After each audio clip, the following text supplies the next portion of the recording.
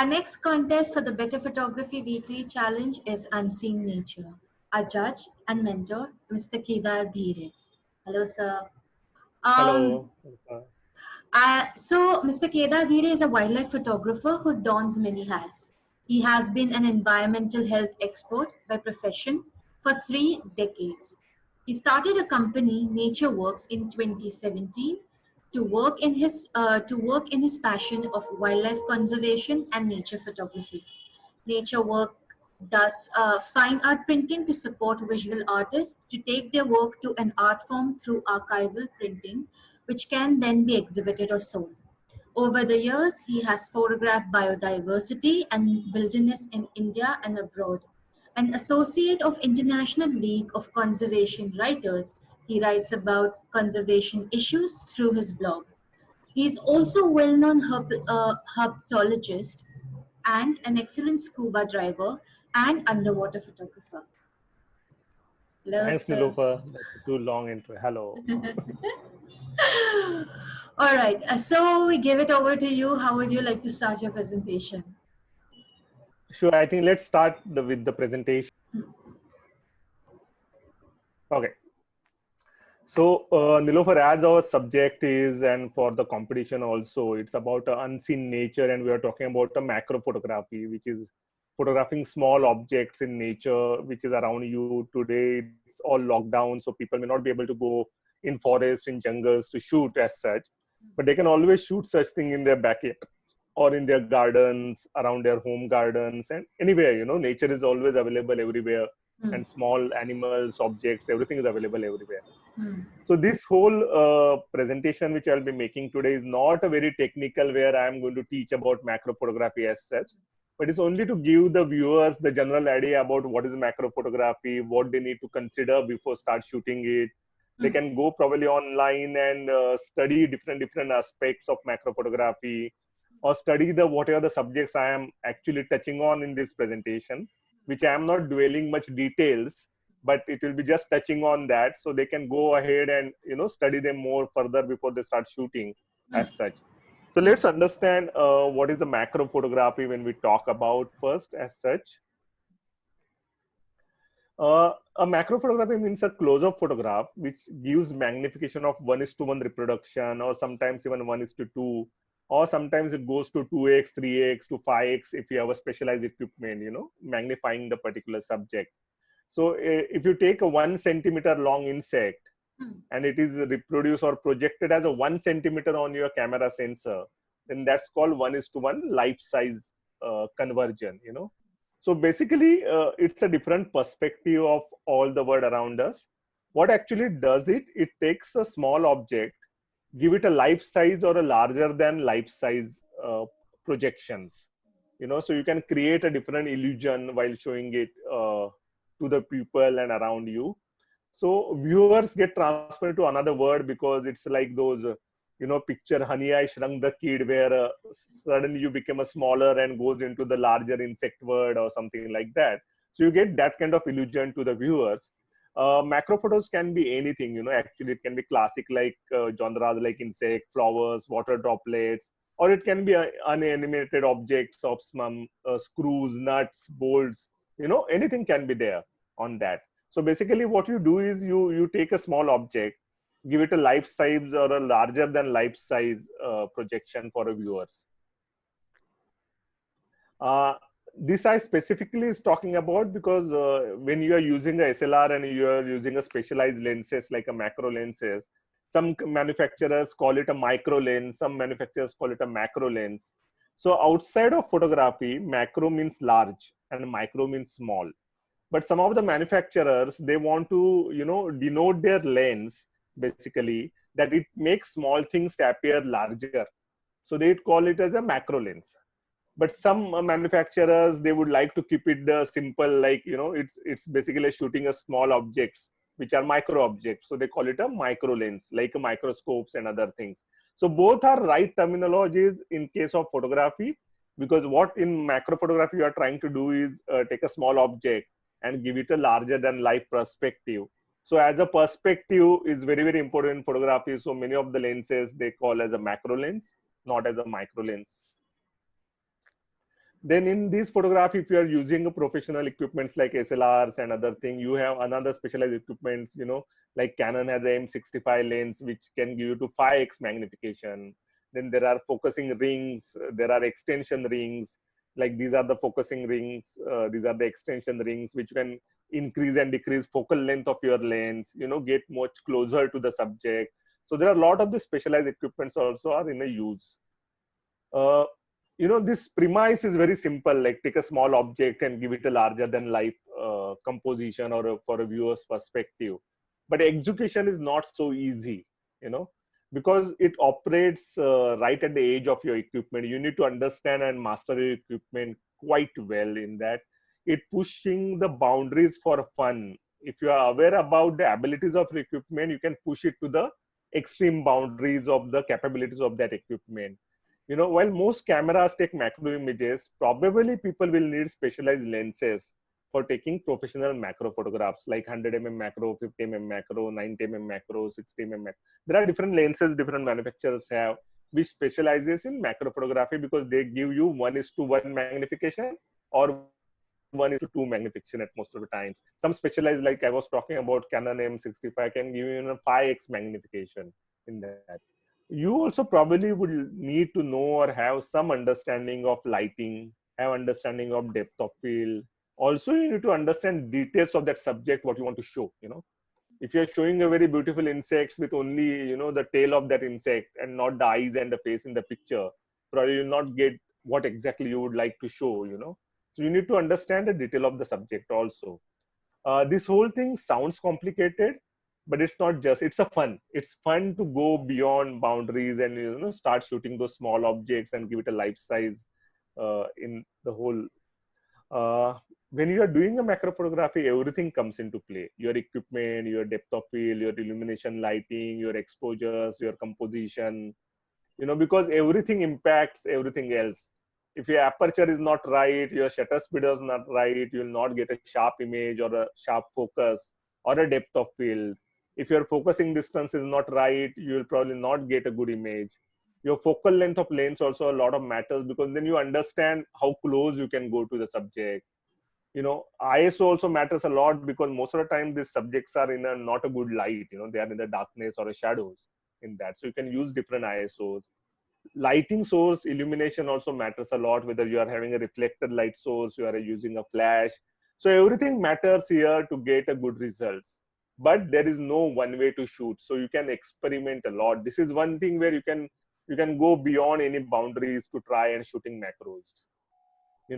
Let's talk about one factor. Exposure matters, because when you are so close to the subject, and if it's a subject is very colorful, like the frog here, the red and orange and bluish colors, you probably use an extra flash or a light, you will blow out those colors. If there are too many shadows there, you will actually underexpose those shadows. So color blowouts, are very, very common mistake which you do when you are doing a macro photography. So you need to avoid that in your exposures. Camera meter can and generally always try to lie to you. So personally, if you ask me, I most of the times use a manual exposure when I'm doing a macro photography. Probably bracket it plus and minus 2 or 3 stops to understand, and shoot in a raw to get the exposure right. Composition matters a lot. Though I will say there are a lot of learn those rules, like rule of thirds and leading lines and everything. But even also you need to break those rules also many times to get very unexpected results. But to breaking the rule, you need to learn them. You cannot just say I break the rule without learning them. You need to learn those rules and then probably break them to get much better composition of your frame. Position of subject in a frame also matters a lot. Shooting straight on sometimes makes subject very flat, so you need to do it angle wise. And you need to define and control your background, whether it's need to be in a focus, it need to be completely black, it need to be like a bokeh effect or a very soft effect. You need to control your background, and you need to make the viewer's eye to move around with all the elements into the frame. Depth of field is one of the most important aspect in a macro photography. And depth of field, the controlling factors are apertures. You increase your aperture, you increase your depth of field. Distance to subject, you increase your distance, you increase your depth of field. lens focal length, it's exactly, indirectly proportional, like increase focal length, decrease depth of field. Sensor size also matters. So if you're having a crop sensors, probably you may be useful more for a macro photography than a, life size sensor, because when you are cropping, you are getting more closer to the subjects. So that's why it can be more helpful sometimes. Your focus need to be very, very spot on. Out of focus macro image will not give you may call it an abstract image, but that's not the intention of yours to take a small subject and give it a life size effect. You need to isolate that subject from the whole chaos in the nature, to give it a proper effect. The depth of field can be shallow or can be deep also. It's up to you how you want to visualize your frame.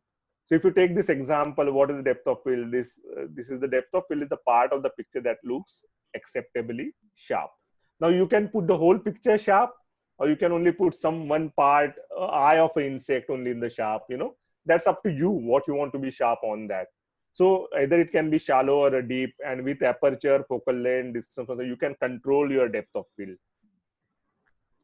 Focus, as I said, matters a lot, and you are so closer to the subject, sometimes focus becomes a very, very challenging. Camera autofocus may not works in many of the instances. So many times I use a manual focusing, I use a tripod, I use a focusing rails if I'm getting too close. You get bellows also for focusing into the macro, but this is all a specialized equipment. Just with your normal macro lens and SLR, probably you'll get a good focus. If you're not moving your hand, means you are on a monopod or tripod, your hand is still like a tripod, you'll get a good focusing. But there are a lot of different methods of getting a best focusing. You can do focus bracketing, you can do focus stacking, you can use the rails and all other supports. So, but focus need to be very, very right where you want to have it. Sorry. As I told you that many of the time these tiny subjects are in the shadows and not exact proper light will be there. So though natural light is good, it will be insufficient. So you need to use the external light sources. Either probably take a reflector and just reflect the sunlight on the subject, or use flashes. You can use, this kind of specialized macro flashes, twin light flashes, they are called, or ring flashes also. You can also use your normal flashes with the offshoot cord, and, position your flashes around the subject in such a way that you get a similar effect. But always, see, you can see these black backgrounds in the back if you are having a very small aperture and shooting with a flash with a kind of a faster shutter speed, then those flash cannot reach in the background. It only exposes the subject, and all the background becomes underexposed, and it will show you the whole black background. Particularly when we do ID documentation shot of insects or animals, we use these techniques a lot because it isolates the subject very well. Some of the tips to do is, macro photography with all this equipment, you need to have a right equipment and lenses. You need to control your depth of field, shutter speeds. You need to have tripods, monopods. You need to light your scene properly. But the most important is visualization and composition of your subject. That's ultimately make your picture good or bad. And most importantly, in every photography, practice. You need to go out and practice shooting these things. Then probably you'll start getting mastering the techniques and the equipment. I will show you just some of the pictures which I have shot over the years, which kind of a macro. This is a hump-nosed spit viper. This is a Nyctibatrachus frogs calling. Another snake pictures. You'll find a lot of snake pictures. Or you can go and use a composition to create an abstract of macro, of a different patterns, abstract. These all are possible into the macro work too. Or you should use the lines which is available in the nature and the shapes to give a much better and soothing composition as we will call. Or you will have some very, very colorful small insects into the nature, which I don't think anybody will see otherwise go and. This is a small, probably 1.5 centimeter fly, very colorful wings. So you can show those kind of subjects. The snakes, as you know, I am a herpetologist, as you were saying. I do a lot of snake photography, which I use all macro techniques into that. Butterflies around you is a beautiful subject to go and shoot, but you need to have a lot of patience to allow butterfly to settle, go close and shoot it. All these things you can do with SLR and the macro topics. But in this particular topic, we are also looking at shooting with your maybe point to shoot cameras or your cell phones. They are like a point to shoot cameras, similar. I will not call it a different. Even cell phone is a point to shoot camera. So these also have a lot of macro settings, and you can go closer to a subject and shoot all around you when you are traveling. I don't do that much. My cell phone is the most underutilized camera which I use otherwise. But a lot of people use beautifully their cell phones to get a very, very good and better results. So the most things with your cell phones or a point to shoot cameras to get a macro image, you need to get really close to subject, look for those tiny details, discover hidden things, look for texture patterns around you. You also get additional lenses or different applications to get your macro photography much better while using cell phones. Let's take this example. Just in my backyard yesterday evening, I took my cell phone and went out. So if these are those ipomias, they're all around, and this is a huge scene. Either you can isolate with just again it's moving. Sorry, isolate with just two of them in a composition in a frame, okay, or you can just go much closer, backlighted shot of a flowers to give you much more. So you can create illusions while doing this kind of macro photography. Get closer, and get closer. That's the only way you can get a better images. Take here the normal, what you call Vilayati Chapa, and this is also a good frame, a macro frame. Even a left is also not a bad. So it up to you what you want to show. Okay. Similarly, in the garden, you will find flowers. You can also take a beautiful pictures of those flowers, but you see there are a lot of ants moving around flowers. So you can go much closer and shoot those ants also. You can find out and show those relations between ants and flowers. So there are many things you can do just by roaming around your backyards. Now this is on my road on the pavement. I saw this feather yesterday. You can see there are so many subjects all around you. It's not only a feather. You can see a molt of a spider here. That's a spider when they molt. This is just a molt left all around, or there is a small feather. If you want more closer, you can just make another beautiful composition of the feather and that small plant. So it's up to you how you compose with your cell phones all around. Now this is another example of a unanimated object. It's not an insect. This is a manhole. Now if you just shoot it, it doesn't. But if you shoot like this, go more closer and shoot with a proper frame with your all macro techniques which you have, you'll probably create a very different image. I can say this was on some Roman building in the Rome, not on the manhole, kind of thing. Also, you can create these illusions while shooting all around you. Similarly, you have these flowers. You can shoot these flowers much longer, or very go close and have these all textures and everything's all around in the frame. Just a simple, a piece of cotton lying on the plant. Go closer and it creates a different word, for you and the viewers to see. If you go online, there are a lot of these visuals and a lot of these talks, and people are using different things to get a beautiful pictures of macro by using your cell phone cameras. There are a lot of cell phone companies that are advertising their cell phones nowadays as a macro cameras. It's a unique value proposition for them to sell their pictures or the cameras or the cell phones to the crowd. So there are a lot of equipment available out. It's only about how you use them. So master your equipment and use all your imagination to get a beautiful frames, but go close. That is now this picture I just shot today morning. This is a potter's wasp. It has built a nest on a curtain of my house. So this is just a curtains design and a potter wasp nest. So how you compose and how you make your frame matters. It's nothing a huge lighting. It's just a simple cell phone picture, very close to the subject. So some of the thoughts which I can share with viewers when they go out to shoot their macro pictures is that it's a very different alien world. Insect, animals, flowers, objects, they look entirely different at the scale where you go very close and shoot 1:1, 1:2, or even a 5x magnifications. And you should not go too much bogged down with all those definitions of macro photography. Some of these environmental images also try to keep some background with the subject. So you have certain scales where that particular insect lives in an environment. It's not just in the museum on a glass cupboard, but it's into its own environment and habitat.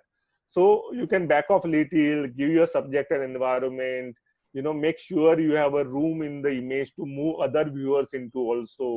Also remember to move around, try new and creative angles, go up, go down, go sideways when you are walking around in your backyards, your cell phones or your other cameras. Try to find out an angle with a control background of yours. Like you can take a green leaf as a background somewhere if you find a good angle. So probably you will isolate the subject much better than just shooting it into the normal open chaotic environment. But don't overlook the basics. Don't go overboard with your experimentation. Many macro compositions can easily apply with the rule of thirds or a golden ratio, or there are any lead lines which you can use in your frames. Ask yourself how the viewer see the image, and how can you help explore the viewer to find a new word. So that simple thought can create a lot of good images. But as always I said, breaking the rules also helps and give you many times unexpected results. So this is the overall background of little bit guidance on a macro photography, what they can shoot around them. It's a huge subject. Probably it will take 3 to 4 hours to get into every focal length, depth of field, aperture, shutter speeds, how you can control your backgrounds. But today is not a time. We do not have that much time to talk about it. But all the best for you, all of them who are going to try this competition of better photography with your cell phone or your SLRs or your point to shoot. It just experiment and go as close to the subject to create a larger than life or a at life size, reproductions of your thoughts and visualization. Back to you, Nilofer.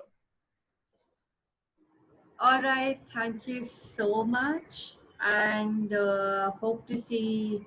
I'll send you all the entries as soon as it's done. Sure. Nilofer. All the best to all of them who are going to try this. Thank you.